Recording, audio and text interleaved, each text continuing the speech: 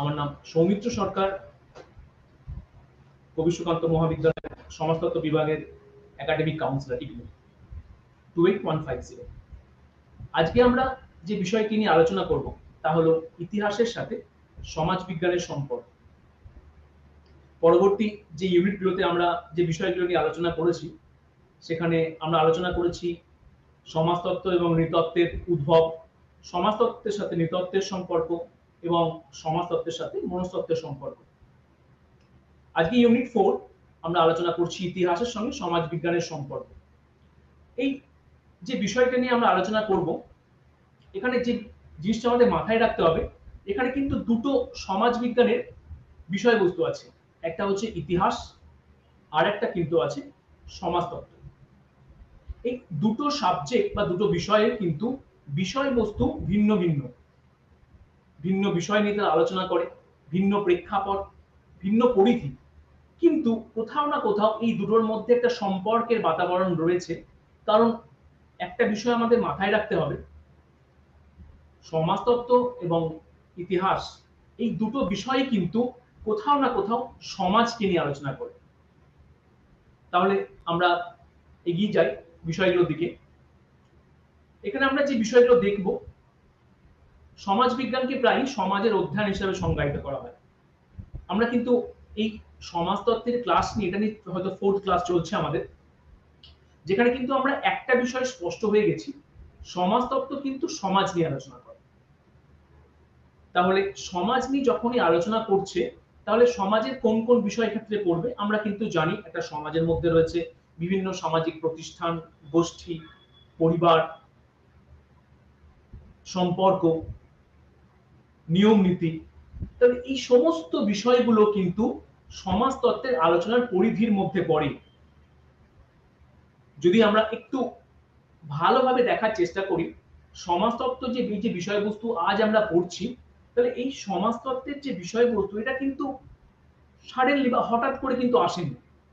এর কিন্তু একটা ঐতিহাসিক প্রেক্ষাপট রয়েছে।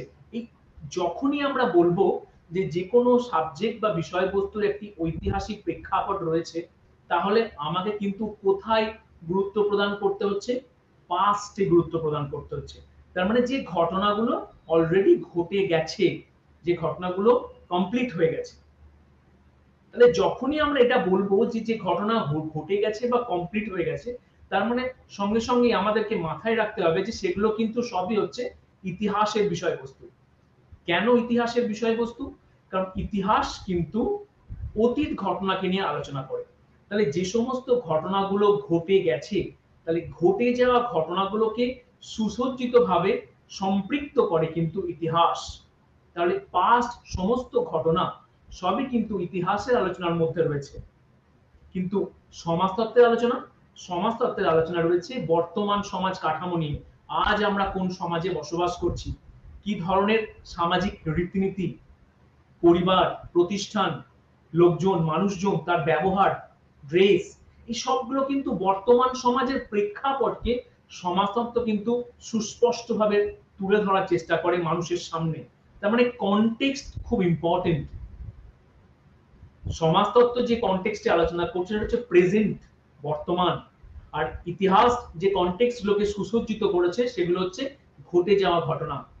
তাহলে ঘটে যাওয়া ঘটনাগুলোর সুসজ্জিত বিন্যাস বা সুসজ্জিত উপস্থাপনা হচ্ছে ইতিহাসের বিষয়বস্তু। এই ছোট ছোট বিষয়গুলো কিন্তু আমাদের মাথায় রাখতে হবে যে ইতিহাস কি বিষয় নিয়ে আলোচনা করে, সমাজতত্ত্ব কি বিষয় নিয়ে আলোচনা করে। যখন এই ছোট্ট ছোট্ট বিষয়গুলো আমরা মাথায় রাখবো, তাহলে কিন্তু পরবর্তীকালে এই দুটির মধ্যেকার সম্পর্ক বা পার্থক্য, এগুলোকে কিন্তু আলোচনা করা আমাদের পক্ষে অনেক বেশি সহজ হয়ে উঠবে। তার কারণ এই যে সামাজিক বাস্তবতা, সামাজিক বাস্তবতা মানে কি? সামাজিক বাস্তবতা মানে যে ঘটনাগুলো ঘটছে, চলছে, আমাদের বর্তমান জীবনের সাথে সংযুক্ত হয়ে রয়েছে। তাহলে এই বর্তমান জীবনের সাথে সংযুক্তমূলক যে বিষয়, সেগুলো সবই কিন্তু দেখো সমাজতত্ত্বের আলোচনার বিষয়বস্তু। তাহলে বারবার যে বিষয়টা এখানে ঘুরে ফিরে আসছে, সেটি হচ্ছে সমাজতত্ত্ব কোথাও না কোথাও প্রেজেন্ট কনটেক্সচুয়াল বিষয়গুলোকে প্রাধান্য দেয়। এখানে এই স্লাইডে 3 নম্বর পয়েন্টে তুমি দেখো, এখানে আমি ফরাসি বিপ্লব, শিল্প বিপ্লবের কথাটা বলেছি। ফরাসি বিপ্লব এবং শিল্প বিপ্লবের কথাটা কেন এখানে রেখেছি তার কারণ হচ্ছে এর আগেও আমরা অলরেডি বই নিয়ে আলোচনা করেছি। সেটা হচ্ছে যে সমাজতত্ত্বের উদ্ভব তো সাডেনলি হয়নি। এর পেছনে অনেকগুলো হিস্টোরিক্যাল প্রেক্ষাপট রয়েছে। তার মধ্যে দুটো এসেনশিয়াল হিস্টোরিক্যাল ফ্যাক্ট হচ্ছে ফরাসি বিপ্লব আর শিল্প বিপ্লব। এই দুটো বিপ্লব সেই সময় ফ্রান্সে এবং ইংল্যান্ডে সমাজ কাঠামোয় যে বিবর্তন বা যে পরিবর্তন নিয়ে এসেছিল তার প্রেক্ষাপটেই কিন্তু সমাজতত্ত্বের শ্রীবৃদ্ধি ঘটে বা সমাজতত্ত্বের ডেভেলপমেন্ট হয় আগাস্ট কোতের হাত ধরে। তাহলে যদি আমাদেরকে সমাজতত্ত্বের উদ্ভব আলোচনা করতে হয় তাহলে কিন্তু কোথাও না কোথাও কার উপরে নির্ভরশীল হতে হচ্ছে? আমাদেরকে নির্ভরশীল হতে হচ্ছে ঐতিহাসিক ঘটনাগুলির উপর। কারণ ফরাসি বিপ্লব আর শিল্প বিপ্লব তো আধুনিক সমাজের ঘটনা নয়, ঘটে যাওয়া ঘটনা। তাহলে সমাজতত্ত্বের উদ্ভবের আলোচনায় যদি এই দুটি ঘটনার প্রেক্ষাপট আমাকে জানতে হয় তাহলে আমাকে কার উপরে নির্ভরশীল হতে হবে? আমাকে মানে সমাজতত্ত্বকে নির্ভরশীল হতে হচ্ছে ইতিহাসের উপরে। তাহলে ঐতিহাসিক প্রেক্ষাপট ধরে সমাজতত্ত্বের আলোচনার সূত্রপাত ঘটছে। সেই জন্যই কিন্তু দেখো তার পরের যে পয়েন্টটা আছে এখানে বলা হচ্ছে সমাজবিজ্ঞানীরা প্রায় কনটেক্সট সম্পর্কে কথা বলে। কনটেক্সটে কেন গুরুত্ব দেয়? তার কারণ হচ্ছে কনটেক্সটটা কিন্তু চেঞ্জ হয়। কিরকম কনটেক্সট চেঞ্জ হয়? একটা এক্সাম্পল দিই। ধরো একটা ছাত্র একটা শিক্ষকের সাথে কথা বলছে। ছাত্রের সঙ্গে শিক্ষকের দেখা হয়েছে স্কুল বা কলেজে, ক্যাম্পাসে। তাহলে স্কুল ক্যাম্পাস বা কলেজের ক্যাম্পাসে যদি ছাত্রের সঙ্গে শিক্ষকের যে দেখা হয়, যে কনভারসেশন বা যে কথোপকথন হবে, সেই ছাত্র আর শিক্ষকের যে দেখা হয়েছে কোনো শপিং মলে বা ধরো কোনো বাজারে, তাহলে সেখানে একটা জিনিস মাথায় রাখতে হবে, কনটেক্সট কিন্তু চেঞ্জ হয়ে গেছে। তাহলে কনটেক্সট যখনই চেঞ্জ হয়ে যায় তখনই কিন্তু কনভারসেশনের প্যাটার্ন চেঞ্জ হয়ে যায়। সেই জন্যই সমাজবিজ্ঞানীরা কনটেক্সটকে বেশি ইম্পর্টেন্স দেয়। কোন প্রেক্ষাপটে ঘটনাটা ঘটছে। তাহলে কোনো ঘটনাকে বোঝা তখনই যথার্থ হয়ে ওঠে যখন আমরা বিষয়টাকে কনটেক্সটকে সামনে রেখে আলোচনা করব। কারণ যে কোনো কনটেক্সট যখনই আমরা আলোচনা করব তখনই অটোমেটিক আমাদেরকে কিন্তু তার পরিবর্তন, যে ঘটনা ঘটছে তার present context, present situations as well as আমাদের কিন্তু এভলিউশন মানে বিবর্তনের মধ্যে দিয়ে কোনো ঘটনা কিভাবে পৌঁছেছে সেটা কিন্তু মাথায় আসে। আজ ধরো আমরা যে অঞ্চলে বসবাস করি, আজ থেকে তুমি 10 বছর আগে যাও, সেই অঞ্চলের যে চিত্র একই রকম পাবে না। তাহলে অঞ্চলের চিত্র কিন্তু আজ বর্তমান সমাজে যে রূপ নিয়েছে 10 বছর আগে ভিন্ন ছিল। তাহলে কনটেক্সটটা কিন্তু চেঞ্জ হয়ে গেছে 10 বছরের মধ্যে। তাহলে এই সুস্পষ্ট ব্যাখ্যাটা কি করে বা এই বিবর্তনটা কি করে বোঝা সম্ভব হবে? যদি আমরা ঐতিহাসিক প্রেক্ষাপট দেখি, সেই অঞ্চলের হিস্টোরিক্যাল এভলিউশন যদি আমরা দেখি যে কিভাবে অঞ্চল এই 10 বছরে বিভিন্ন প্রেক্ষাপটের মধ্যে দিয়ে পরিবর্তন হয়েছে, তাহলে কিন্তু তার বিবর্তনের পথটা বোঝা খুব সহজ হয়ে উঠবে। এক্ষেত্রে আমরা কি দেখব? আমরা কিন্তু আগের যে স্লাইডগুলো নিয়ে আলোচনা করেছি সেখানে কিন্তু অনেকগুলো সমাজবিজ্ঞানীর নাম বলেছি। সেই সমাজবিজ্ঞানীগুলোর নাম কিন্তু এখানেও আমরা কিছুটা আলোচনা করব। তার কারণ যে টপিকগুলো আমরা আলোচনা করছি সেখানে কিন্তু একটা জিনিস তোমরা মাথায় রাখবে, সমাজতত্ত্ব কিন্তু এখানে কমন নেওয়া হয়েছে। বাকি সাবজেক্টগুলো কিন্তু চেঞ্জ হচ্ছে। যেমন আমরা আগে পড়েছি সমাজতত্ত্বের সাথে নৃতত্ত্বের সম্পর্ক, সমাজতত্ত্বের সাথে মনস্তত্ত্বের সম্পর্ক। আজ আমরা পড়ছি সমাজতত্ত্বের সাথে ইতিহাসের সম্পর্ক। তাহলে দেখো সমাজতত্ত্ব সাবজেক্ট আর বিষয়বস্তু কিন্তু আমরা একদিকে কমন রেখেছি, তার সাথে অন্য যে সমস্ত সোশ্যাল সায়েন্সের বিষয়গুলো রয়েছে সেইগুলোর সম্পর্ককে বারবার দেখানো হচ্ছে। কারণ সমাজতত্ত্ব এই প্রত্যেকটা জিনিসের সাথে কিন্তু কোথাও না কোথাও ইন্টার রিলেটেড, আবার ডিফারেন্সও আছে, ডিফারেন্সও আমরা আলোচনা করব। তাহলে সমাজবিজ্ঞানের এখানে প্রথমেই যার নামের কথা বলছি সেটা হচ্ছে কোথ, আগাস্ট কোথ। আগাস্ট কোথের নাম কিন্তু বারবার সমাজতত্ত্বে ঘুরে ফিরে আসবে। তার কারণ হচ্ছে কোথই একমাত্র সমাজবিজ্ঞানী যার হাত ধরে সমাজতত্ত্বের কিন্তু বিকাশ হয়েছে। তিনি হলেন সমাজতত্ত্বের ফাউন্ডিং ফাদার। তারপরে যে সমাজবিজ্ঞানীর নাম এখানে আলোচনা করেছি এটা হচ্ছে হারবার্ট স্পেন্সার। হারবার্ট স্পেন্সার দেখো এখানে সমাজের বিবর্তন নিয়ে আলোচনা করেছে। তাহলে সমাজের যে বিবর্তন, এবং তুমি যদি আগাস্ট কোথের থিওরি পড়ো, আগাস্ট কোথও কিন্তু সমাজের বিবর্তনের কথাই বলছেন। তিনি বলছেন যে আজ আমরা যে সমাজ কাঠামোতে আছি, কোথের মতে বলছি, কোতের মতে সমাজ কিন্তু ৩টে ধাপে আজ এই জায়গায় পৌঁছেছে। আজ আমরা যে সমাজ যে আছি সেটাকে কোত বলছে পজিটিভ সোসাইটি। এর আগে দুটো কি ছিল? থিওলজিক্যাল, একটা হচ্ছে মেটাফিজিক্যাল। তাহলে কোচ তার আলোচনায় বলছে বর্তমানে আমরা যে সমাজে বসবাস করি এটা হচ্ছে জটিল সমাজ, এবং সরল থেকে জটিলের যে বিবর্তনটা এটা বিভিন্ন ধাপের মধ্যে দিয়ে এসছে। তাহলে যদি এই ধাপগুলোকে আমাদের আলোচনা করতে হয়, এই যে একটু আগে বললাম থিওলজিক্যাল, মেটাফিজিক্যাল আর পজিটিভ স্টেজ, এই প্রত্যেকটা স্টেজকে আমাদেরকে আলোচনা করতে হলে কিন্তু ঐতিহাসিক প্রেক্ষাপটটাকে বুঝতে হবে। ঠিক তেমনই পরবর্তী যে সমাজতাত্ত্বিকের নাম সেটা হচ্ছে হারবার্ট স্পেন্সার। তিনিও কিন্তু সমাজের বিবর্তনের কথা বলছেন। তিনি কিন্তু কি বলছেন? Simple society, compound society, double compound, triple compound. তাহলে এই যে সমাজের ৪ ধরনের বিবর্তন, সিম্পল মানে একদম সরল সমাজ। সরল মানে তিনি বলতে চাইছেন একদম প্রথম দিককার সমাজ, হান্টিং অ্যান্ড গ্যাদারিং সোসাইটি। সমাজের চ্যাপ্টার যখন পড়াবো এই বিষয়টি নিয়ে আমরা আরো বিস্তর আলোচনা করব। হান্টিং অ্যান্ড গ্যাদারিং, যখন মানুষ, তোমরা হয়তো পড়েছো ইতিহাসে অনেক জায়গাতে, যে প্রথম থেকে মানুষ কিন্তু শিকার ও সংগ্রহ করে জীবনযাপন করতো। আজ কিন্তু আমরা শিকার বা সংগ্রহ করে জীবনযাপন করি না। আজ আমাদের জীবনযাপন কিন্তু অনেক বেশি জটিল, অনেক কংক্রিট হয়ে গেছে। তাহলে শিকার ও সংগ্রহ থেকে আজ এই অট্টালিকা কেন্দ্রিক জটিল সমাজের যে বিবর্তন এটা কিন্তু একদিনে হয়নি। ঠিক আছে, রাতে ঘুমানোর পরে সকালে ঘুম থেকে উঠে কিন্তু হট করে সমাজটা পরিবর্তন হয়ে যায়নি।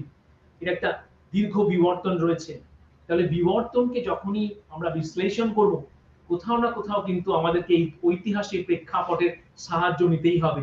এখানে এই সমাজতাত্ত্বিকগুলোর নাম আমি কেন দিয়েছি তার কারণ হচ্ছে, তোমরা একটা জিনিস মাথায় রেখো, এই যে সমস্ত সমাজতাত্ত্বিকগুলো তাদের ব্যাখ্যা উপস্থাপন করেছে তারা প্রত্যেকেই কিন্তু ঐতিহাসিক প্রেক্ষাপটের সাহায্য নিয়েছেন।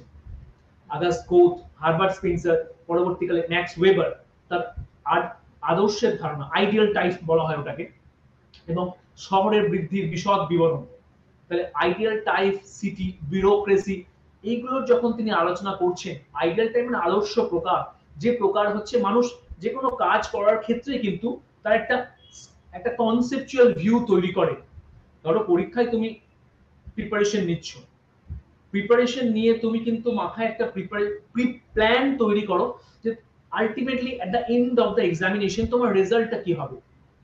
তাহলে একটা প্রত্যাশিত রেজাল্ট কিন্তু প্রত্যেকটা স্টুডেন্ট আগে থেকে ভেবে রাখে যে আমি এই ধরনের পরীক্ষা, এই ধরনের প্রিপারেশন নিলে আমার রেজাল্টটা এরকম হবে। ওয়েবার কিন্তু বলছি যে আইডিয়াল টাইপ।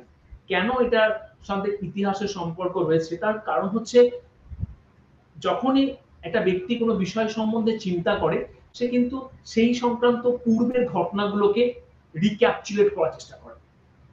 এই সংক্রান্ত বিষয় নিয়ে আগে কি ঘটনা ঘটেছে, বা পরীক্ষার প্রিপারেশন নিলে বাকিরা কিভাবে প্রিপারেশন নিয়েছে, যারা ভালো রেজাল্ট করেছে তাদের প্রিপারেশনের পদ্ধতিটা কি ছিল, তাহলে আমি কোন কোন পথে প্রিপারেশন নেব। তাহলে যে কোনো বিষয় আলোচনার ক্ষেত্রে কিন্তু ঐতিহাসিক প্রেক্ষাপটটা আমাদেরকে বুঝতে হবে। ওয়েবার কিন্তু তার আলোচনায় ঐতিহাসিক প্রেক্ষাপটের সাহায্য নিচ্ছে। এবং তার পরের যে সমাজবিজ্ঞানী কার্ল মার্কস, তোমরা তার নাম সবাই হয়তো শুনেছো।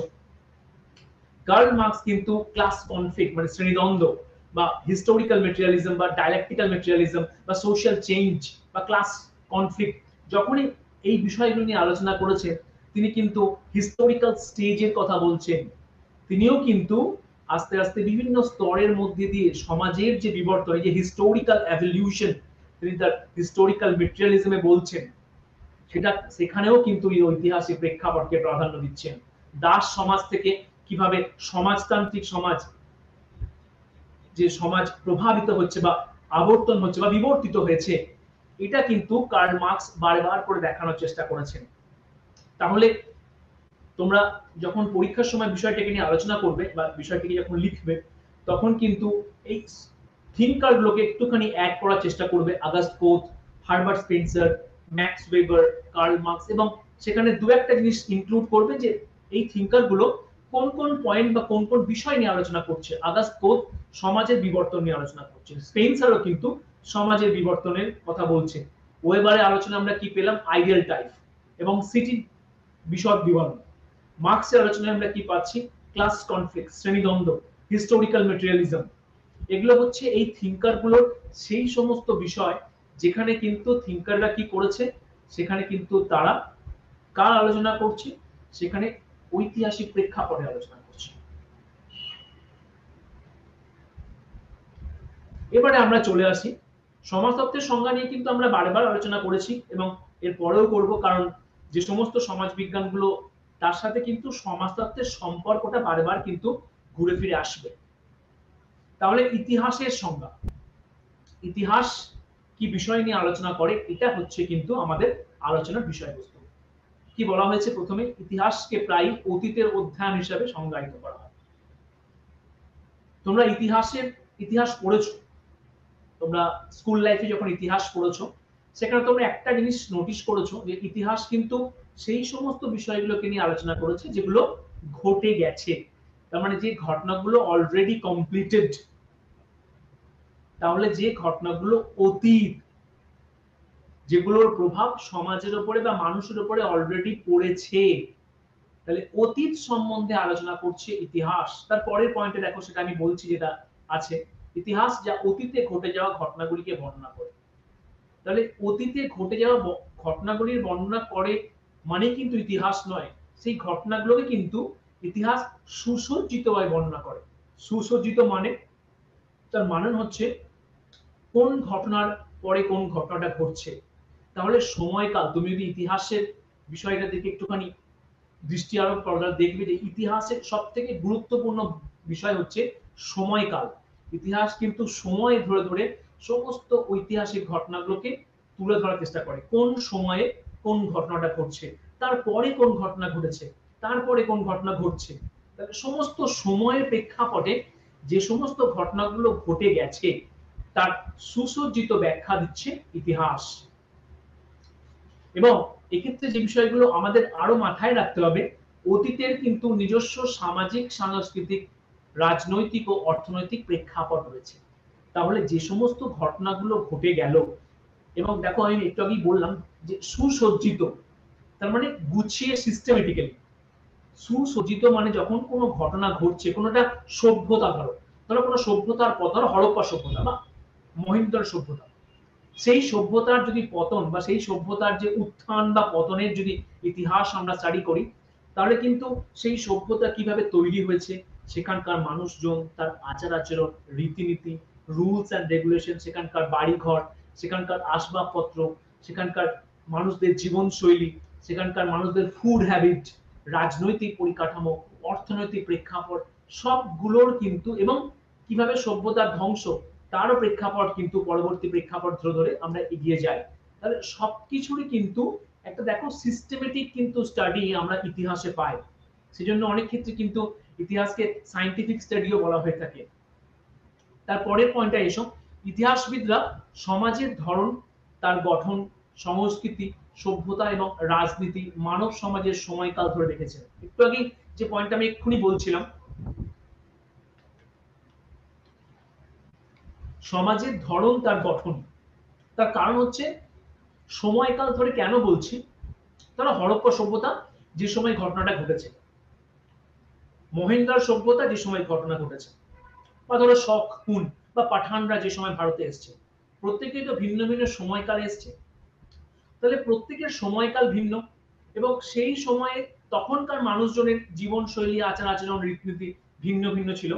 তাহলে শক যখন এসছে, বা হুন যখন এসছে, বা পাঠান যখন এসছে, বা মোগল যখন এসছে, তাদের সময়কালে সেই সময়কার মানুষজনের আচার আচরণ, রীতিনীতি, তাদের সভ্যতা, অর্থনীতি, রাজনীতি, আবার পরবর্তী সময়কালে অন্য কোনো সভ্যতার আচার আচরণ, রীতিনীতি। তাহলে সেই সভ্যতার ঘটনা সেই সময়কালের মধ্যেই যেন সুসজ্জিত ভাবে গুছিয়ে রাখার বিষয়বস্তুগুলো কিন্তু আমরা ইতিহাসের মধ্যে পাই। আর কি পয়েন্ট আছে এখানে, স্মৃতির মতো ইতিহাস সমাজের কোনো ব্যক্তি বা গোষ্ঠী বা একটি সম্প্রদায়কে পরিচয়ের স্বীকৃতি প্রদান করে। তার মানে হচ্ছে প্রত্যেকটা জিনিসের কিন্তু একটা সঠিক ব্যাখ্যা, অপভ্রংশ কিন্তু প্রচার নয়। তাহলে ব্যক্তি, গোষ্ঠী, যেমন ধরো রাজা, তুমি যদি ইতিহাসের প্রেক্ষাপট দেখো, ইতিহাসের পাতা উল্টাও, তাহলে কিন্তু কিংডম খুব ভালো করে সুসজ্জিত করার উপরে বলা হয়েছে। ঠিক আছে, রাজার রাজত্বকাল, রাজার তো একটা ব্যক্তি কেন্দ্রিক পরিচয়। তাহলে রাজার যে ব্যক্তি, তার ব্যক্তিত্ব অ্যাজ ওয়েল অ্যাজ কিন্তু তার সাম্রাজ্য, তার সভ্যতা, তার গোষ্ঠী, সবকিছুরই কিন্তু সুসজ্জিত ব্যাখ্যা আমরা কোথায় পাবো? ইতিহাসের মধ্যে পাবো। তাহলে যদি এই স্লাইডটাকে আমরা একটু সারাংশ করার চেষ্টা করি বা এক জায়গায় বাঁধার চেষ্টা করি, তাহলে ২-৩ টে পয়েন্ট আমাদেরকে মাথায় রাখতে হবে। পরীক্ষায় তোমরা ভুলে যেতেও পারো, কিন্তু কতগুলো পয়েন্ট তোমরা মাথায় রাখবে। সেটা হচ্ছে ইতিহাস অতীত বিষয় নিয়ে আলোচনা করে। যখনই অতীত বিষয় বলবে ২-১ টা পয়েন্ট এড করবে যে ঘটনাগুলো অলরেডি ঘটে গেছে। কিভাবে আলোচনা করে? সিস্টেমেটিক্যালি বা সুসজ্জিতভাবে আলোচনা করে, যেখানে যে সভ্যতা বা যে ব্যক্তি বা যে গোষ্ঠী নিয়ে আলোচনা করে তার সামাজিক, সাংস্কৃতিক, অর্থনৈতিক, রাজনৈতিক সমস্ত দিকগুলোর সঠিক এবং সময়কাল ধরে আলোচনা করে ইতিহাস।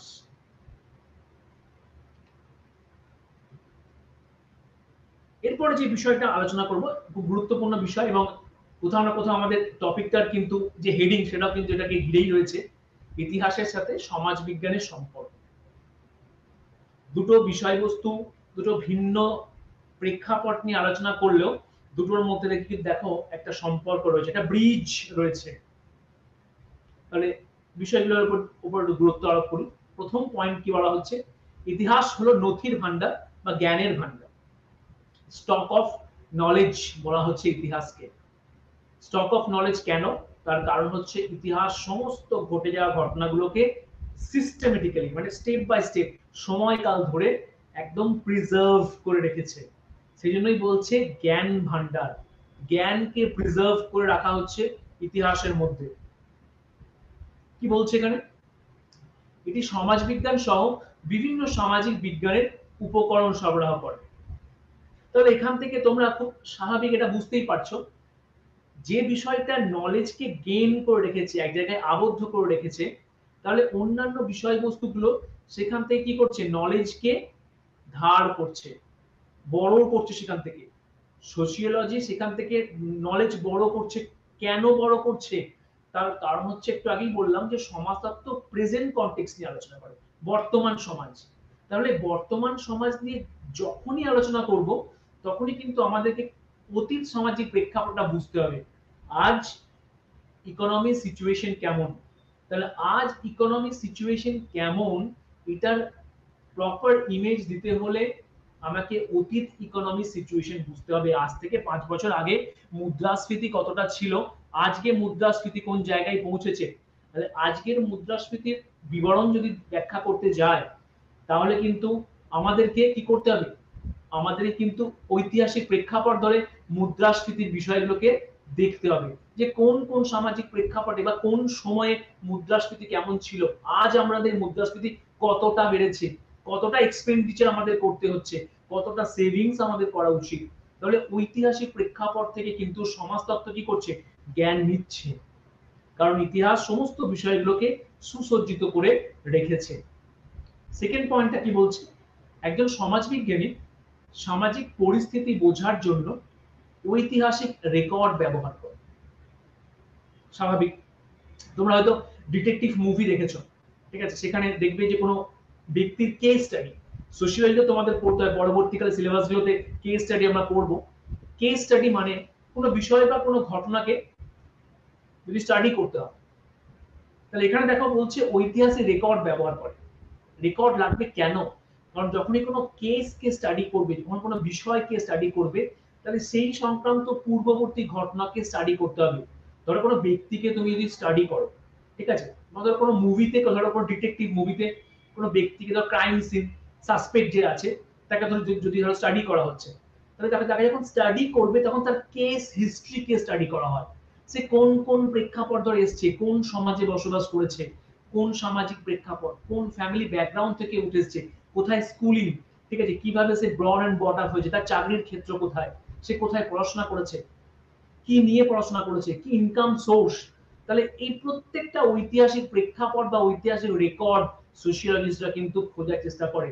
যখনই তোমরা রিসার্চ করবে, রিসার্চের জন্য যখন তোমরা পরবর্তীকালে নতুন স্টাডি করবে, তখন তোমাকে দেখবে কেস হিস্ট্রি পড়তে হচ্ছে বা রিভিউ অফ লিটারেচার পড়তে হচ্ছে, সেই সংক্রান্ত সমস্ত বিষয়গুলো পড়তে হচ্ছে যেগুলো অলরেডি আগে ঘটে গেছে। সেই জন্যই কিন্তু সমাজবিজ্ঞানীরা কি করছে, যে কোনো পরিস্থিতি বা সোশ্যাল সিচুয়েশন নিয়ে আলোচনা করতে গিয়ে ঐতিহাসিক রেকর্ডকে ব্যবহার করছে। থার্ড পয়েন্ট কি বলা হচ্ছে, সামাজিকভাবে তাৎপর্যপূর্ণ ঘটনার প্রশংসা ছাড়া ইতিহাস অর্থহীন। সামাজিকভাবে তাৎপর্যপূর্ণ ঘটনা খুব ইম্পর্ট্যান্ট একটা পয়েন্ট। সামাজিকভাবে তাৎপর্যপূর্ণ কেন, এজন্যই বলা হচ্ছে। দেখো, সামাজিকভাবে তাৎপর্যপূর্ণ ঘটনার প্রশংসা ছাড়া ইতিহাস অর্থহীন কেন, তার কারণ হচ্ছে দুটোর মধ্যে ইন্টারলিঙ্ক স্পষ্ট বলে দিচ্ছে। আমরা যে সমাজে বসবাস করছি, ধরো ফ্যাশন ডিজাইন, ফ্যাশন স্টাইল, ঠিক আছে, প্রত্যেক বছর কিন্তু স্টাইল অফ ফ্যাশন কিন্তু ট্রেন্ডটা চেঞ্জ হয়। তাহলে ট্রেন্ড অফ চেঞ্জ কে যদি আমাকে দেখতে হয়, তাহলে ট্রেন্ড অফ চেঞ্জ কোনটা আগে ছিল সেটা খুব ইম্পর্টেন্ট। আজ থেকে 70s এর যে স্টাইল অফ ফ্যাশন, 90s এর যে ফ্যাশন, বা ধরো সং, 90s বা 70s এর যে সং আর এখনকার যে সং, সেগুলোর মধ্যে কিন্তু বিস্তর পার্থক্য রয়েছে। তাহলে এই যে এভলিউশন, এই যে বিবর্তন, এই যে সামাজিকীকরণ হচ্ছে, এই যে সমাজ বিবর্তিত হচ্ছে, এটা কিন্তু ভালো করে বুঝতে হলে আমাদের কিন্তু ঐতিহাসিক প্রেক্ষাপট লাগবে। তাহলে দেখো, দুটো কিন্তু ভাইস ভার্স। সমাজতত্ত্ব যেমন ইতিহাসের উপর নির্ভরশীল, ঠিক তেমনই ইতিহাসও কিন্তু সমাজতত্ত্বের উপরের সাথে সংযোগ বজায় রেখেছে।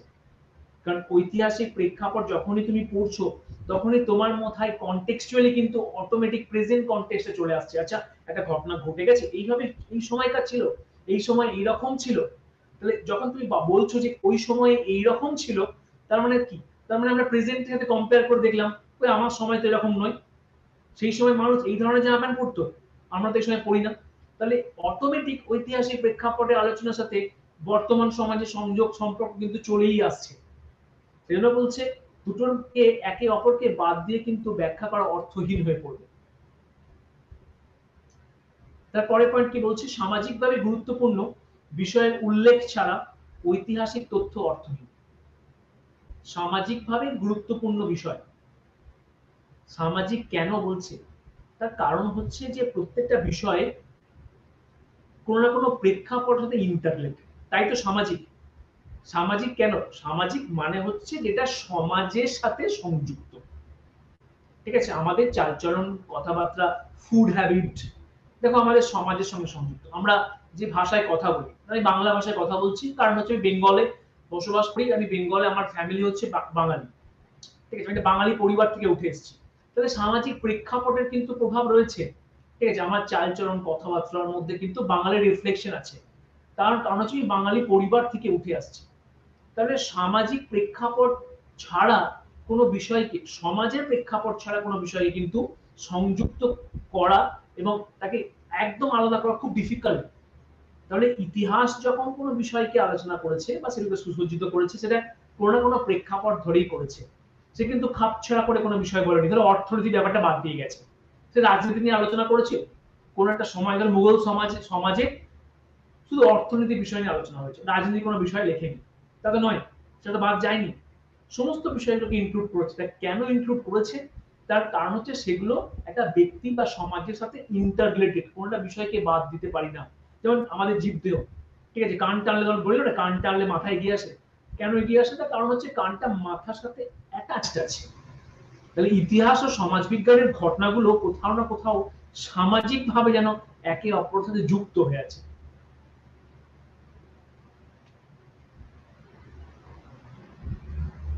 এরপরে যে বিষয়টা আমরা আলোচনা করব, দেখো খুব ইম্পর্টেন্ট, যখনই পরীক্ষায় কোশ্চেন পাবে, শুধুমাত্র কিন্তু সম্পর্ক আসে না, তার সাথে সাথে কিন্তু পার্থক্যগুলো আসে। তার কারণ তোমরা নিজেরাই এটা খুব ভালো করে এটা বুঝতে পারবে, যদি ইতিহাস ও সমাজবিজ্ঞান সব দিক থেকে একই রকমই হতো, তাহলে কিন্তু দুটো বিষয়বস্তু পড়ার আমাদের প্রয়োজন ছিল না, যে কোনো একটা পড়লেই কাজ হতো। ইদার হিস্ট্রি পড়তাম অর সোশিয়োলজি পড়তাম। তাহলে ইতিহাস ও সমাজবিজ্ঞানের মধ্যে ধরো অনেক পার্থক্য আছে, কিন্তু অনেক পার্থক্য থাকা সত্ত্বেও প্রচুর সম্পর্কের বিষয়বস্তু রয়েছে। সেই জন্য তোমাদেরকে দুটো বিষয়কেই একসাথে পড়তে হবে, ইতিহাস এবং সমাজবিজ্ঞানের সম্পর্ক এবং পার্থক্য, এবং দুটো পরীক্ষাতে কিন্তু কম্পারেটিভলি একসাথেই আসে, এগুলো একটু মাথায় রাখতে হবে। তাহলে প্রথম পার্থক্যে কি বলা হয়েছে, সমাজবিজ্ঞান তাদের সমস্ত জটিলতা সহ বর্তমান সামাজিক ঘটনাগুলির অধ্যয়নে আগ্রহী। অন্যদিকে ইতিহাস মানুষের অতীত ঘটনা নিয়ে কাজ করে। তাহলে পয়েন্টটাকে ভালো করে বোঝার চেষ্টা করো। সমাজবিজ্ঞান তাদের সমস্ত জটিলতা নিয়ে বর্তমান সামাজিক ঘটনা, দেখো আলোচনা করার প্রথমেই কিন্তু এই বিষয়টাকে নিয়ে আমি আলোচনা করেছি অলরেডি, যে বর্তমান সামাজিক প্রেক্ষাপট নিয়ে আলোচনা করে। বর্তমান মানে যে ঘটনাগুলো প্রেজেন্ট কনটেক্সটে ঘটছে, তার মানে আমাদের জীবনের সাথে অ্যাসোসিয়েট, অ্যাটাচ হয়ে রয়েছে, সেজন্য বলছে বর্তমান সামাজিক ঘটনা এবং তার জটিলতা নিয়ে আলোচনা করছে সোশিওলজি। ঠিক তার উল্টো দেখো বলছে ইতিহাস। তাহলে কিভাবে দেখো এই পয়েন্টগুলো এত সোজা পয়েন্ট, এত সিম্পল পয়েন্ট, তোমরা দু একবার পড়লেই মাথার মধ্যে ঢুকে যাবে। একটা পয়েন্ট রয়েছে বর্তমান, ঠিক তার ভাইস ভার্সা উল্টো আমরা কি দেখছি, ইতিহাস অতীত সমাজ নিয়ে আলোচনা করে। কারণ একটু আগেই তোমরা পড়লে যে ইতিহাস হচ্ছে ঘটে যাওয়া ঘটনা বা অতীত বিষয়বস্তুগুলোকে তাদের আলোচনার মধ্যে তুলে ধরার চেষ্টা করছে। এর পরের যে পয়েন্টটা দেখো, এই পরের পয়েন্টটার মধ্যে বলা হচ্ছে সমাজবিজ্ঞান তুলনামূলকভাবে একটি তরুণ সামাজিক বিজ্ঞান। তরুণ কেন বলছে, তরুণ তাকে বলা হয়?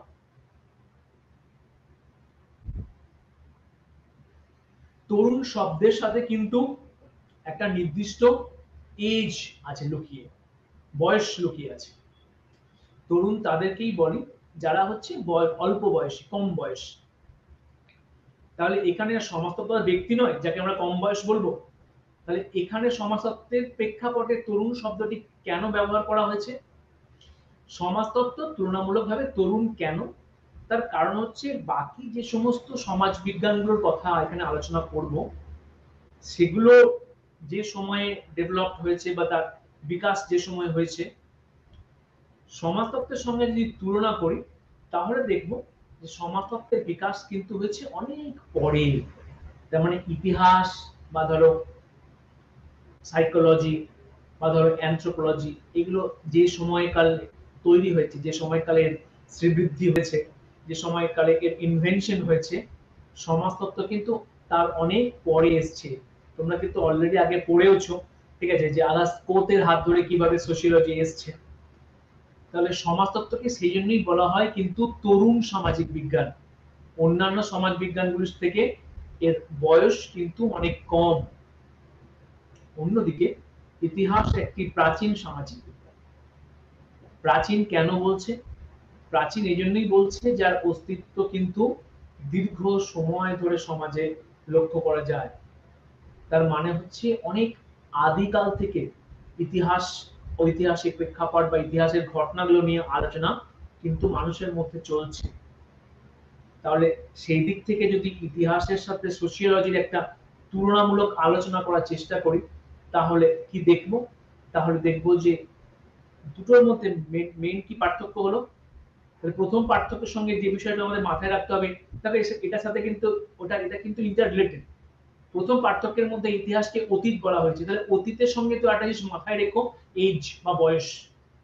অতীত মানে অনেক আগে থেকে শুরু হয়েছে, অনেক আগে থেকে শুরু হয়েছে মানে তার বয়স বেশি। সেজন্য কিন্তু বলা হচ্ছে ইতিহাসকে প্রাচীন সামাজিক বিজ্ঞান। আর সমাজতত্ত্ব যেহেতু বলছে বর্তমান সমাজ নিয়ে আলোচনা করে, তার মানে যে ঘটনাগুলো প্রতিনিয়ত ঘটছে, তার মানে কোথাও না কোথাও তুমি এটা থেকে এটা মাথায় রাখতে পারো যে সোশিওলজি কিন্তু তুলনামূলকভাবে একটা তরুণ সামাজিক বিজ্ঞান, তরুণ বিষয়, একদম বাকিদের থেকে খুব কম সময়ে তার বিবর্তন হয়েছে। তৃতীয় পয়েন্টটাই আমার দিকে আসে, সমাজবিজ্ঞান একটি বিশ্লেষণাত্মক বিজ্ঞান। বিশ্লেষণাত্মক, বিশ্লেষণাত্মক মানে যদি আমরা এটাকে ইংলিশে কনভার্ট করি তাহলে হবে অ্যানালিটিক্যাল, যেটাকে বলা হয়। তাহলে সোশিওলজি অ্যানালিসিস করে কোনো বিষয়বস্তু, কোনো প্রেক্ষাপট, কোনো ঘটনা যেটা প্রেজেন্ট কনটেক্সটে ঘটছে তার অ্যানালিসিস করছে সোশিওলজি। কিভাবে ঘটেছে, কেন ঘটেছে, কি জন্য ঘটছে। তখন একটা এক্সাম্পল নাও, ঠিক আছে, ধরো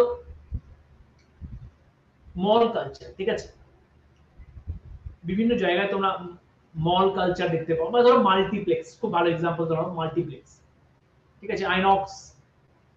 আইনক্সের কি সুবিধা, একই সঙ্গে একটা মাল্টিপ্লেক্স তুমি একই জায়গাতে একই ধরো এরিয়াতে তুমি একসঙ্গে 5খানা সিনেমা দেখতে পাচ্ছ। তাহলে এই যে ধরো 5খানা সিনেমা বা মুভি হওয়ার যে সুবিধা,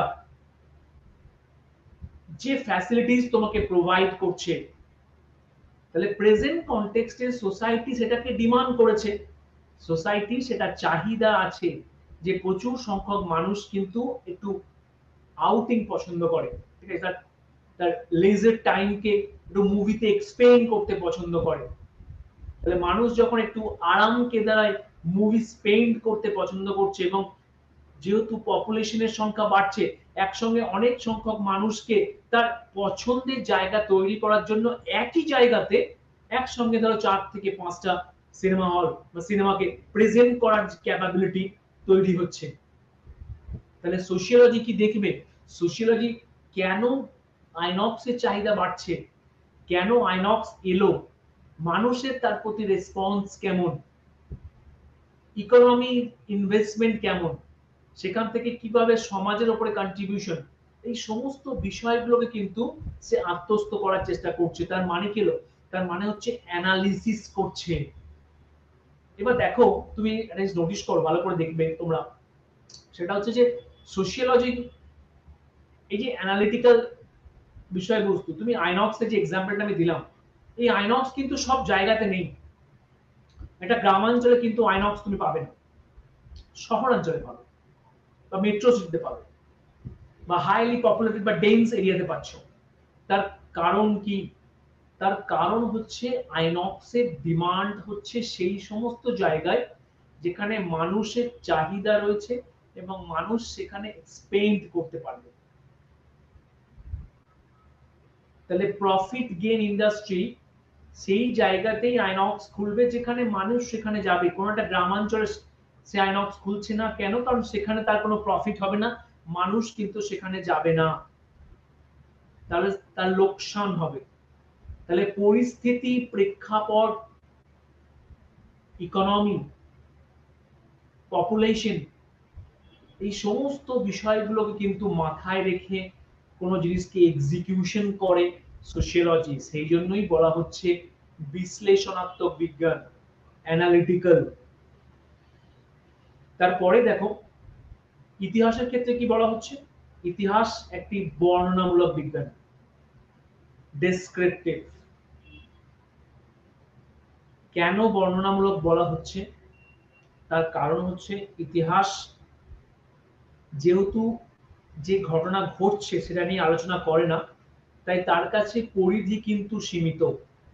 সীমিত ইন দা সেন্স, ধরো মুঘল সাম্রাজ্য নিয়ে যখন ইতিহাসিক প্রেক্ষাপট দেখছি, মুঘল সাম্রাজ্যের সাথে প্রেজেন্ট কনটেক্সচুয়াল কোন সাম্রাজ্য কিন্তু মিলিয়ে বা গুলিয়ে ফেলা হয়নি। সেজন্য বলছে বর্ণনামূলক। মুঘল সাম্রাজ্য কিভাবে গড়ে উঠেছে, সেই সাম্রাজ্য কাদের হাত ধরে বিকাশ লাভ করেছে, সেই সাম্রাজ্য অর্থনৈতিক প্রেক্ষাপট, রাজনৈতিক প্রেক্ষাপট কেমন, দেখো এই সমস্ত বিষয়টা ঘুরপাক খাচ্ছে কিন্তু মুঘল সাম্রাজ্যকে কেন্দ্র করে। তার মানে সেই সাম্রাজ্যের সমস্ত কিছু, এভরিথিং স্টেপ বাই স্টেপ সুসজ্জিত ভাবে আলোচনা করার যে প্রেক্ষাপট, সেই জন্যই বলা হচ্ছে এটাকে বর্ণনামূলক বিজ্ঞান। বর্ণনা করে, ঠিক আছে, ডেসক্রিপটিভ ওয়েতে সব জিনিসগুলোকে সুসজ্জিত করে রাখে, যাতে সেটা পরিস্থিতির সাথে সাথে মানুষের কাছে বোধগম্য হয়ে ওঠে। তার পরের পয়েন্টটাই আছে, সমাজবিজ্ঞান প্রকৃতিতে বিমূর্ত, অন্যদিকে ইতিহাস কংক্রিট। সোশিওলজিকে বলা হচ্ছে অ্যাবস্ট্রাক্ট, বিমূর্ত। বিমূর্ত কেন, বিমূর্ত কারণ সোশ্যাল সিচুয়েশন দেখো কনস্ট্যান্ট চেঞ্জেবল। যেহেতু সোশ্যাল সিচুয়েশন কনস্ট্যান্ট পরিবর্তিত হচ্ছে, সেহেতু কিন্তু সমাজতত্ত্বের বিষয়বস্তুর বিমূর্ত আকার। তার কারণ হচ্ছে সমাজতত্ত্ব পসিবিলিটির কথা বলে, ঐতিহাসিক প্রেক্ষাপটে কি ঘটনা ঘটে গেছে, তাহলে যেটা ঘটে গেছে, that was happened, that's why it is a concrete। তাহলে যে ঘটনাটা ঘটে গেছে আমি দেখতে পাচ্ছি, বা যে ঘটনাটা অস্তিত্ব রয়েছে, তাহলে ঘটে ওই হিস্টোরিক্যাল আর্কিটেকচার, কোনটা বিল্ডিং, মুঘল সাম্রাজ্যের কোনো বিল্ডিং, সেই বিল্ডিংটার অস্তিত্ব ধরো আমরা প্রেজেন্ট কনটেক্সটে পাচ্ছি, তার মানে কি ঘটে গেছে, অস্তিত্বটা আমরা দেখতে পাচ্ছি যে বিল্ডিংটার স্ট্রাকচারটা আছে, ঘটে গেছে। কিন্তু সোশিয়োলজিকে বিমূর্ত কেন বলছি? তার কারণ হচ্ছে এই রকম স্ট্রাকচার আধুনিক সমাজে আর নেই। তাহলে যত দিন যাবে আধুনিক সমাজে স্ট্রাকচারাল চেঞ্জ তৈরি হবে। তাহলে আধুনিক সমাজে যে ধরনের স্ট্রাকচারাল চেঞ্জ তৈরি হবে সেটা কিন্তু আমরা বলতে পারবো না যে আজ যে স্ট্রাকচারটা আছে আগামীকাল কি ধরনের স্ট্রাকচার তৈরি হবে। একটা পসিবল ইমেজ কনস্ট্রাক্ট করা যেতে পারে যে আগামীকাল এই ধরনের একটা স্ট্রাকচার তৈরি হতে পারে, কিন্তু সেটাকে এক্সিকিউশন জোর গলায় করা যাবে না। দ্যাটস ওয়াই বিমূর্ত। তার পরের যে পয়েন্টটা আছে খুব এসেনশিয়াল একটা পয়েন্ট, সমাজবিজ্ঞান একটি সাধারণীকরণ, জেনারেলাইজিং সায়েন্স। ইতিহাস হলো ইন্ডিভিজুয়ালাইজিং সায়েন্স। জেনারেলাইজিং সায়েন্স কেন বলছে? দেখো সোশিওলজি জেনারেল অ্যাওয়ারনেস, একটা জেনারেল স্ট্রাকচার দেওয়ার চেষ্টা করে। কি রকম জেনারেল স্ট্রাকচার দেওয়ার চেষ্টা করে? সোশিওলজি দেখানোর চেষ্টা করে যেহেতু সমাজ ভিন্ন, মানুষ ভিন্ন, তার আচার-আচরণ, রীতিনীতি, চালচলন, বেশভূষা, সংস্কৃতি, অর্থনৈতিক প্রেক্ষাপট সব ভিন্ন। কিন্তু কিরকম জেনারেলাইজেশন দেওয়ার চেষ্টা করে? আমরা যে দেশেই যাই না কেন সেই দেশে কিন্তু একটা না একটা সমাজের অস্তিত্ব রয়েছে। তাহলে এমন কোন দেশ, এমন কোন কান্ট্রি আমরা পাবো না যেখানে সমাজের কোন অস্তিত্ব নেই। তারপরে দেখো পরিবার, বিবাহ এগুলো এমন একটা সামাজিক প্রতিষ্ঠান যেটা কিন্তু সব দেশেই রয়েছে। তাহলে পরিবার, বিবাহ সম্বন্ধে একটা যদি জেনারেল ইমেজ দেওয়ার চেষ্টা করি তাহলে এমন একটা সামাজিক প্রতিষ্ঠান যেটা সমস্ত দেশে বিরাজ করে। যদিও পরিবারটা ভিন্ন ভিন্ন হতে পারে, আমার ইন্ডিয়ান ফ্যামিলি বা ওয়েস্টার্ন ফ্যামিলির মধ্যে পার্থক্য আছে, কিন্তু জেনারেল ইমেজ কি পেলাম? ইন্ডিয়াতেও পরিবার আছে, ওয়েস্টার্ন সোসাইটিগুলোতেও কিন্তু পরিবার আছে। দুই জায়গাতেই কিন্তু পরিবারের সুস্পষ্ট উপস্থিতি রয়েছে। তাহলে পরিবারের এই যে সুস্পষ্ট উপস্থাপনা বা উপস্থিতি সব জায়গাতেই রয়েছে, তাহলে এইভাবে কিন্তু সোশিওলজি একটা জেনারেলাইজ ইমেজ দেওয়ার চেষ্টা করে। জিনিসপত্র কেনার জন্য কিন্তু ইকোনমি নেসেসারি, প্রয়োজন। তাহলে ইকোনমি তাহলে কি হয়? ইকোনমি এক্সচেঞ্জের একটা মিডিয়াম হিসেবে কাজ করে। এগুলো কি? এগুলো হচ্ছে জেনারেল ইমেজ। তুমি যখন মলে যাবে, ঠিক আছে, when you if you prefer to buy a dress, তখন কিন্তু তোমাকে অর্থের বিনিময়ে সেটা কিনতে হবে। তাহলে এগুলো হচ্ছে একটা জেনারেল ইমেজ দেওয়া, আমাদেরকে সমাজে অ্যাওয়ারনেস তৈরি করে। ঠিক আছে, আমরা প্রত্যেকেই কিন্তু এগুলো সম্বন্ধে সচেতন। তোমরা ধরো এখানে প্রচুর প্রচুর স্টুডেন্টস আছো, প্রত্যেকেই কিন্তু ভিন্ন ভিন্ন ফ্যামিলি ব্যাকগ্রাউন্ড থেকে বিলং করো, কিন্তু প্রত্যেকেই পরিবারের দায়িত্ববোধগুলো মেনে চলো। তোমরা প্রত্যেকেই বিভিন্ন ব্যাকগ্রাউন্ড থেকে আছো, কিন্তু যখন কোনো সিনেমা হলে ধরো সিনেমা দেখতে গেছো, তখন কিন্তু প্রত্যেকেই দেখো সিনেমার টিকিটটা কেটেছো। তাহলে সিনেমার টিকিট কেটে সিনেমা দেখা হয়, এই যে জেনারেল ইমেজ, যে জেনারেল কনস্ট্রাকশন, এটা সোশিয়ালি দেওয়ার চেষ্টা করে। তার মানে সমাজ সম্বন্ধে একটা স্পষ্ট চিত্র দেওয়ার চেষ্টা করে সোশিয়োলজি, যাতে মানুষ কম বেশি প্রত্যেকেই সমাজের প্রতি একই ডিভোশনস দেখায়। তার পরের পয়েন্টটা কি বলছি? ইতিহাস একটি স্বতন্ত্র বিজ্ঞান, ইন্ডিভিজুয়ালিস্টিক সায়েন্স। ইন্ডিভিজুয়ালিস্টিক সায়েন্স কেন বলছে? দেখো হিস্টোরিক্যাল ফ্যাক্ট গুলো কি? হিস্টোরিক্যাল ফ্যাক্ট গুলো একটা স্পেসিফিক ফ্যাক্ট কে নিয়ে আলোচনা করে। মুঘল সাম্রাজ্য, মুঘল সাম্রাজ্য যদি বলি আমরা, তাহলে মুঘল সাম্রাজ্যের সমস্ত বিষয়গুলোকে নিয়ে আলোচনা করছি। মুঘল সাম্রাজ্যের সমস্ত বিষয় আলোচনা শেষ, তারপর ধরো আমি বলছি, ধরো ফর এক্সাম্পল গুপ্ত সাম্রাজ্য, শক বা হুন, বা ধরো মেগাস্থিনিস যে সময় এসেছিলেন ভারতে, তখনকার সামাজিক পরিকাঠামো। সেই জন্য বলছে ইন্ডিভিজুয়ালাইজিং, স্পেসিফিক বিষয়গুলোকে ফোকাস করছে। তাহলে হিস্ট্রিতে স্পেসিফিসিটি দেখা যাচ্ছে, ইন্ডিভিজুয়ালাইজিং ফ্যাক্টরগুলো বেশি ইম্পর্টেন্স পাচ্ছে, সোশিওলজিতে জেনারেলাইজিং ফ্যাক্টরগুলো বেশি ইম্পর্টেন্স পাচ্ছে। লাস্ট পয়েন্টটা কি বলছে? সমাজবিজ্ঞান সমাজতাত্ত্বিক পদ্ধতি অনুসরণ করে এবং ইতিহাস সময়ের ক্রম অনুসারে মানুষের ঘটনা অধ্যয়ন করে। খুব এসেনশিয়াল পয়েন্ট। সমাজতত্ত্ব কি বলছে? সমাজতাত্ত্বিক পদ্ধতি অনুসরণ করে। সমাজতাত্ত্বিক পদ্ধতি মানে দেখো, সোশিওলজিতে যদি রিসার্চ বা গবেষণা বা কোনো বিষয়বস্তু যে চিত্র তুলে ধরার চেষ্টা করি, তাহলে কিন্তু বিভিন্ন পদ্ধতির মধ্যে দিয়ে আমরা ঘটনাকে তুলে ধরার চেষ্টা করি।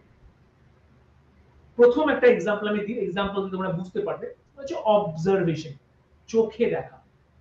তাহলে যে বিষয়গুলো, ধরো কোনো গ্রামের উপরে তুমি স্টাডি করছো, ধরো গভর্নমেন্ট পঞ্চবার্ষিকী পরিকল্পনায় 5 ইয়ার্স প্ল্যানে কোনো পলিসি ইমপ্লিমেন্ট করেছে, বা ধরো 100 দিনের প্রকল্প কোনোটা গ্রামে ইমপ্লিমেন্ট হয়েছে। তাহলে 100 দিনের প্রকল্পে সেই গ্রামে কত সংখ্যক মানুষ উপকৃত হয়েছে, যদি তার তথ্য আমাকে চাই, তাহলে আমাকে কি করতে হবে? তাহলে আমাকে সেই গ্রামে গিয়ে সার্ভে করতে হবে।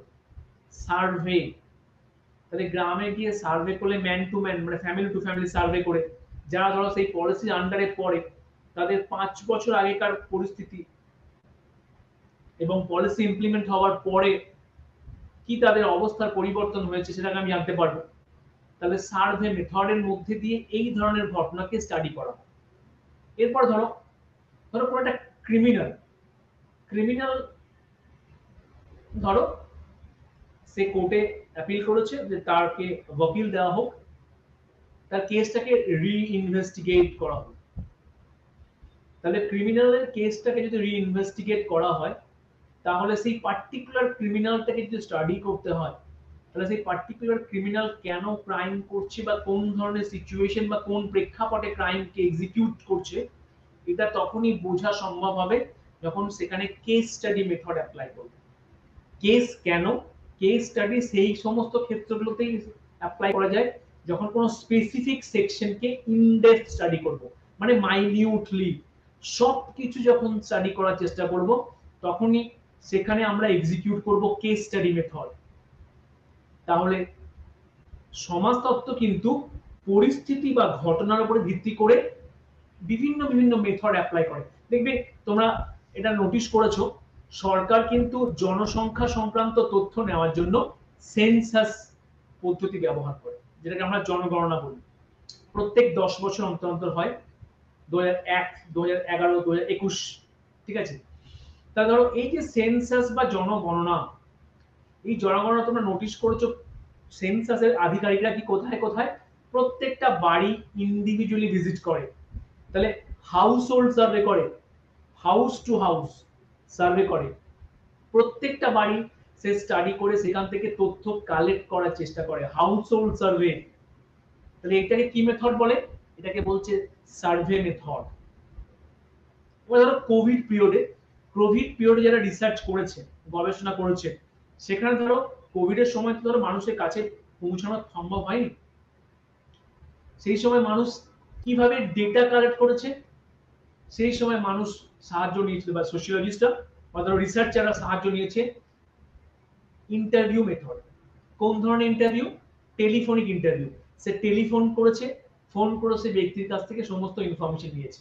তাহলে এখানে যে বিষয়টা মাথায় রাখতে হবে এই পয়েন্টের মধ্যে, সমাজতাত্ত্বিকরা কিন্তু বিভিন্ন ধরনের পদ্ধতি ব্যবহার করে। কোথায় ব্যবহার করে? এই পদ্ধতিগুলো ব্যবহার করে বিভিন্ন তথ্য কালেক্ট করার জন্য। That's why sociology used multiple methods for the based on social situations. When the situations differ, the method will be different. Situation গুলো যদি আলাদা হয়ে যায়, তাহলে কিন্তু মেথড গুলো আলাদা হয়ে যাবে। এরপর দেখো কি বলছে, ইতিহাস সময়ের ক্রম অনুসারে মানুষের ঘটনা অধ্যয়ন করে।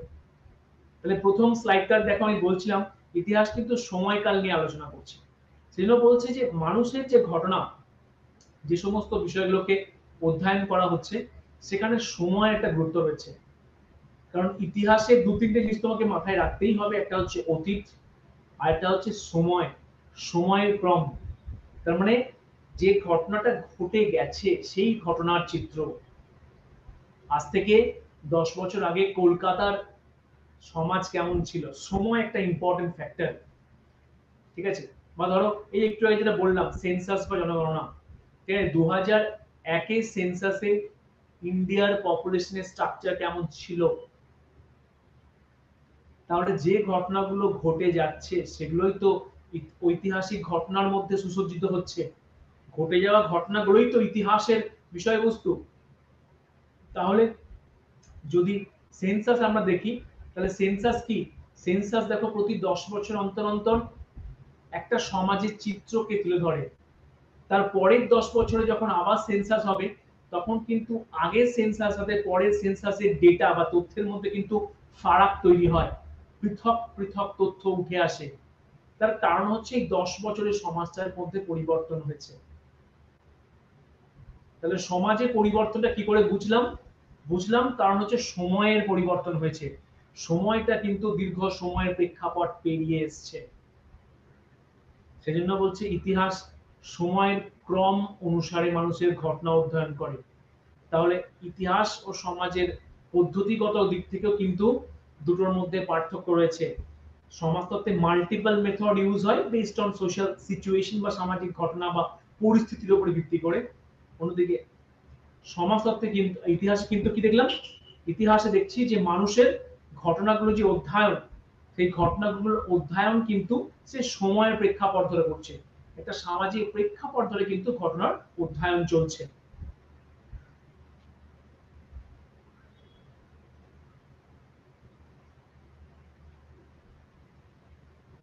লাস্ট টপিক আজকের বিষয়বস্তুর সারমর্মগত টপিক হচ্ছে আর অন্য ঐতিহাসিক সমাজবিজ্ঞান। দেখো ঐতিহাসিক সমাজবিজ্ঞান, এই ঐতিহাসিক সমাজবিজ্ঞান বা হিস্টোরিক্যাল সোশিওলজি, এটা কিন্তু সোশিওলজির একটা ব্রাঞ্চ হিসাবে কিন্তু কাজ করে। তার মানে এই ধরনের বিষয়গুলো আধুনিক সমাজে অনেক বেশি গুরুত্ব পায়। তোমরা হয়তো প্রত্যেকেই শুনেছো এই কথাটা, বলে যে বর্তমান সাবজেক্টগুলো কিন্তু মাল্টি ডিসিপ্লিনারি হয়ে যাচ্ছে। মাল্টি ডিসিপ্লিনারি কেন? কারণ প্রত্যেকটা সাবজেক্টের একে অপরের সাথে যেন একটা গুড সংযোগ তৈরি হয়েছে। তার মানে একটা বিষয় আর একটা বিষয়ের সাথে সম্পর্ক বজায় রেখেছে। তার মানে কোনো বিষয়কেই আমরা কিন্তু সেপারেটলি আলোচনা করতে পারবো না। দুটো বিষয়কে একসাথে আলোচনা করতে হবে। তার মানে যখনই একসাথে আলোচনা করতে হবে, তাহলে স্বাভাবিকভাবে ঐতিহাসিক প্রেক্ষাপট, আধুনিক সামাজিক প্রেক্ষাপট দুটোর মধ্যে সম্পর্ক তোমাকে আলোচনা করতেই হচ্ছে। সেই জন্য বিংশ শতাব্দীতে কিন্তু হিস্টোরিক্যাল সোশিওলজি অথবা পলিটিক্যাল সোশিওলজি এই ধরনের বিষয়বস্তুগুলোর কিন্তু ডেভেলপমেন্ট হচ্ছে। তার মানে সমাজের ডিমান্ড বেড়েছে, সমাজ কিন্তু নতুন ভাবে স্টাডিকে আরো সঞ্চালন করার চেষ্টা করছে। যে সমস্ত ঐতিহাসিক ঘটনাগুলো ঘটে গেছে তার কিন্তু প্রতিফলন আধুনিক সমাজে রয়েছে, বা এমন কোন ঘটনা যেটা কন্টিনিউয়াস টেন্সের মতো ঐতিহাসিক প্রেক্ষাপট থেকে এখনো চলে আসছে। তাহলে সমাজের বিবর্তনের সাথে সংযোগ বজায় রেখেছে কিন্তু মুছে যায়নি। ধরো জাত ব্যবস্থা বা ধরো ধর্ম, ধর্ম জাত ব্যবস্থা এমন একটা প্রেক্ষাপট, বর্তমান সামাজিক প্রেক্ষাপট বলো বা ঐতিহাসিক প্রেক্ষাপট বলো, ঐতিহাসিক সমাজ থেকে কিন্তু চলে আসছে, আজও সমাজে টিকে আছে, কিন্তু বিভিন্ন পরিবর্তনের মধ্যে দিয়ে টিকে আছে। তাহলে যদি এগুলোকে আমাদেরকে স্টাডি করতে হয়, তাহলে কিন্তু আমাদের কি দেখবো? আমাদেরকে কিন্তু এই ধরনের হিস্টোরিক্যাল সোশিওলজি স্টাডি করতে হবে। জাত ব্যবস্থা ধরো, জাত ব্যবস্থা একটা সময় খুব রিজিড ছিল, কঠোর ছিল। ঠিক আছে, এন্ডোগ্যামাস ম্যারেজ দেখা যেত, একটা নিজস্ব জাতের মানুষ নিজের জাতের মানুষের সাথে বৈবাহিক সম্পর্কে আবদ্ধ হবে। আনটাচেবিলিটি, তুমি এখনো অনেক গ্রামাঞ্চলে, প্রত্যন্ত গ্রামাঞ্চলে দেখতে পাবে আনটাচেবল, উঁচু জাতের মানুষ নিচু জাতের মানুষকে স্পর্শ করছে না। তাহলে এই যে ধরো যে সমস্ত জাত কেন্দ্রিক পেশাগত বা জাত কেন্দ্রিক পেশা, ধরো জাত কেন্দ্রিক পেশা, যে জাতের মানুষ সেই জাতের পেশাই গ্রহণ করবে, অন্য জাতের পেশায় থাকতে পারবে না, এগুলো ছিল জাত ব্যবস্থা একটা সময়কার রিজিডনেস। সময়ের পরিবর্তন হয়েছে, সমাজ অগ্রসর হয়েছে, জাত ব্যবস্থার মধ্যে কিন্তু বিস্তর পরিবর্তন হয়েছে। কি ধরনের পরিবর্তন হয়েছে? আজ কিন্তু প্রচুর সংখ্যক মানুষ, ঠিক আছে, লাভ ম্যারেজ করে। তাহলে লাভ ম্যারেজের ক্ষেত্রে প্রবণতা আধুনিক সমাজে বেড়েছে। লাভ ম্যারেজে কিন্তু আমরা কি নোটিস করি, জাত কি নোটিস করা হয়, ব্যক্তি কি সেম জাতের সাথে বিবাহ করে, তা কিন্তু সম্ভব হয়ে ওঠে না, বা অনেক ক্ষেত্রে ইন্টার রিলিজিয়ন হয়ে ওঠে। ঠিক আছে, একটা ধর্মের মানুষ অন্য ধর্মের মানুষকে বিবাহ করছে। তাহলে এই যে ফ্লেক্সিবিলিটি, এই যে পরিবর্তনের প্রেক্ষাপট তৈরি হয়েছে, কিন্তু তাই বলে কি জাত ব্যবস্থা মুছে গেছে? মুছে কিন্তু যায়নি, নতুন রূপে রিপ্রেজেন্ট করেছে, নতুন ভাবে রিপ্রেজেন্ট করছে। তাহলে এই ধরনের যে সামাজিক প্রেক্ষাপটগত পরিবর্তন, এই যে সামাজিক সংযোগ, ইতিহাস ও সমাজতত্ত্বের মধ্যে যে গভীর সম্পর্ক, এবং যেটা দীর্ঘ সামাজিক প্রেক্ষাপট ধরে নিজের অস্তিত্ব বজায় রাখছে, এইটা কিন্তু আলোচনা করতে হবে। সেজন্যই বলছে হিস্টোরিক্যাল সোশিওলজি, বিভিন্ন থিঙ্কার কিন্তু এক্ষেত্রে নিজের কন্ট্রিবিউশন রেখেছে। তাহলে এক্ষেত্রে কিন্তু আমাদের দু তিনটে বিষয় মাথায় রাখতে হবে, থিঙ্কারদের পয়েন্ট অফ ভিউ, এবং হিস্টোরিক্যাল সোশিওলজি কোন কোন বিষয়গুলোকে ইম্পর্টেন্স দিচ্ছে, সেই ঘটনাগুলোকে আমরা এক্ষেত্রে আলোচনা করব, যেগুলো ঐতিহাসিক প্রেক্ষাপট ধরে নিজের অস্তিত্ব ধরে রেখেছে, অ্যাজ ওয়েল অ্যাজ কি করছে, আধুনিক সমাজের প্রেক্ষাপটে নিজের অস্তিত্বকে টিকিয়ে রাখছে। তার মানে পরিবর্তন হচ্ছে, কিন্তু সে কিন্তু মুছে যাচ্ছে না, নতুন রূপ ধারণ করছে। এইভাবে কিন্তু আমাদেরকে ঐতিহাসিক সমাজ বিজ্ঞানের বিষয়টাকে আলোচনা করতে হবে। তাহলে যেটা দেখলাম এক্ষেত্রে, ঐতিহাসিক সমাজ বিজ্ঞান হচ্ছে সমাজ বিজ্ঞানের একটা ব্রাঞ্চ বা শাখা। তাহলে আজকের যে স্লাইড, আজকের যে বিষয়বস্তু, সেটাকে যদি আমরা সারমর্ম করি এবং সেটাকে যদি একটুখানি রাইট ডাউন করার চেষ্টা করি, তাহলে আমরা কি পড়লাম? সমাজতত্ত্বের সাথে ইতিহাসের সম্পর্ক। এই সমাজতত্ত্বের সাথে ইতিহাসের সম্পর্কে আমরা কি কি জিনিস দেখলাম? ইতিহাসের ডেফিনেশন, সোশিওলজির ডেফিনেশন, সমাজতত্ত্ব কোন কোন বিষয় নিয়ে আলোচনা করে তার পরিধি, ইতিহাস কোন কোন বিষয় নিয়ে আলোচনা করে তার পরিধি, এবং ইতিহাসের সাথে সমাজতত্ত্বের সম্পর্ক, কোন কোন গুরুত্বপূর্ণ সম্পর্কগুলো এদের মধ্যে রয়েছে, কোনটা একে অপরের উপরে ডিপেন্ডেবল, ইতিহাস কোন কোন বিষয়ের জন্য সমাজতত্ত্বের উপর নির্ভরশীল, ঠিক তেমনি সমাজতত্ত্ব কোন কোন বিষয়ের জন্য ইতিহাসের উপর নির্ভরশীল।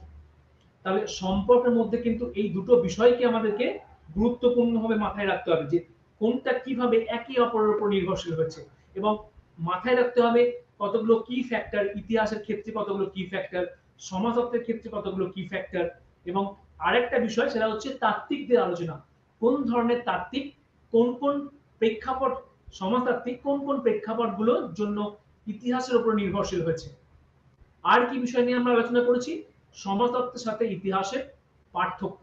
খুব এসেনশিয়ালি কিন্তু সম্পর্ক আর পার্থক্যটা কোশ্চেনে পরীক্ষায় আসে। খুব ভালো করে পড়বে এবং এটাকে নিজের মতো করে অ্যান্সার করার চেষ্টা করবে, পয়েন্ট ওয়াইজ লেখার চেষ্টা করবে। ইতিহাসের সাথে সমাজতত্ত্বের পার্থক্যের মধ্যে কিন্তু দেখো পরিধিগত আলোচনাটা এসছে। ইতিহাসের পরিধি অতীতের মধ্যে সীমাবদ্ধ, সমাজতত্ত্বের পরিধি কিন্তু বর্তমান সামাজিক প্রেক্ষাপটের মধ্যে রয়েছে। তাহলে পার্থক্যের মধ্যে কিন্তু এই পয়েন্টগুলোকে ধরার চেষ্টা করবে, যে কিভাবে কোন পয়েন্টটা তার সাথে ইন্টাররিলেটেড।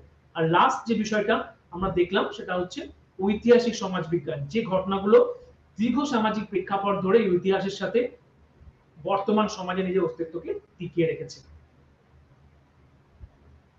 যাই হোক, থ্যাংক ইউ, ভালো থাকবে সবাই।